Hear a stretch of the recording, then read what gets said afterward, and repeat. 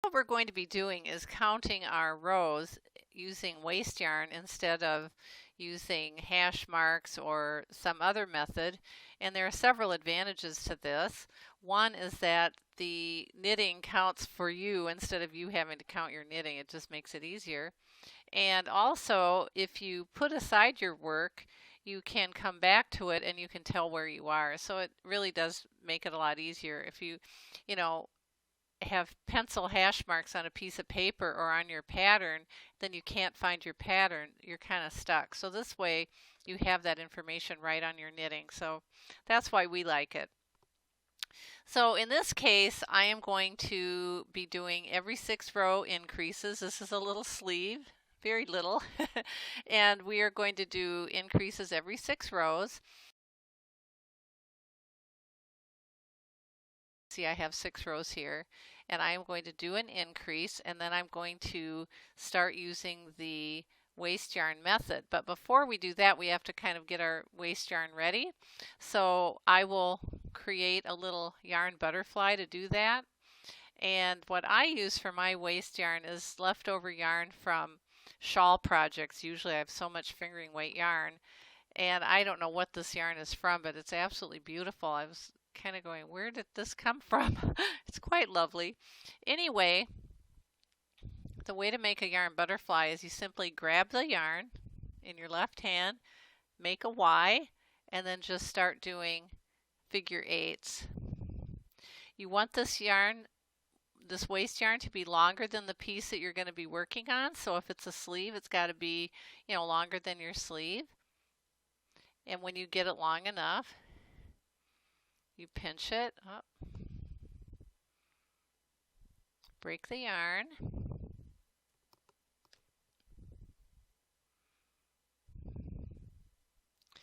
and then you wrap that end around the little butterfly to kind of secure it. And then when I get a few inches left, I wrap it around my finger so I can make a knot. I do that a couple of times to just make sure it's going to be secure. So one more. So I am now ready to do some counting with my waste yarn. Put that aside. Okay, what's cool about this little yarn butterfly is it acts like a pull skein, so I can just pull that anytime I need a little length.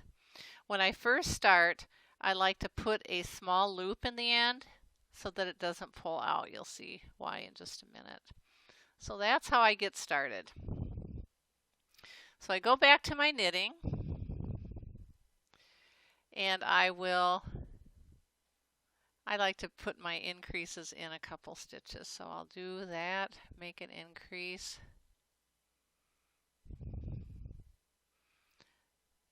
Knit a couple more.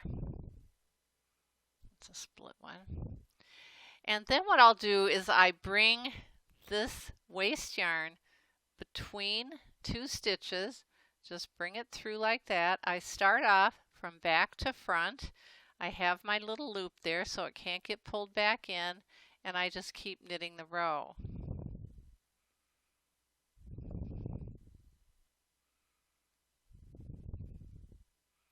When I get to the end, of course, I have to do my second increase.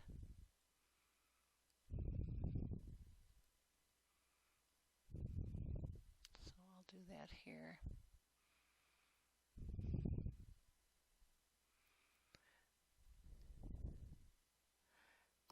So when I turn it over, I can see that it has counted 1 row. I have to do 5 more rows in order to be ready for the second increase. So now I am ready for my second increase. And how do I know that? Well, I look at my knitting and I look at my waste yarn, and I can count 6 rows above that waste yarn. So I count the 6 rows and I know it's time. So I have the 1 row where I did the increase.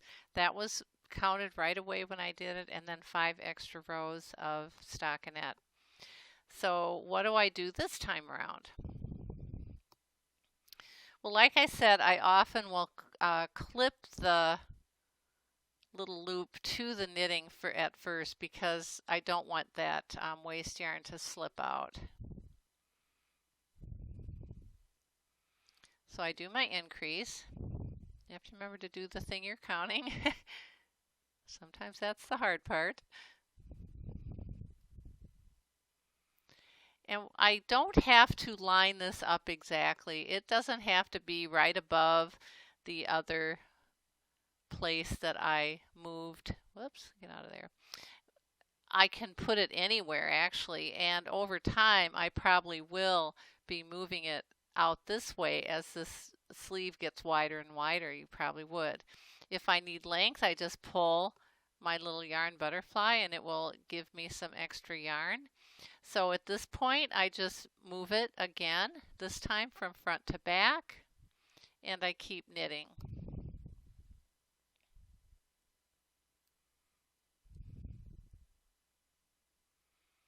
And here again you can see what it looks like.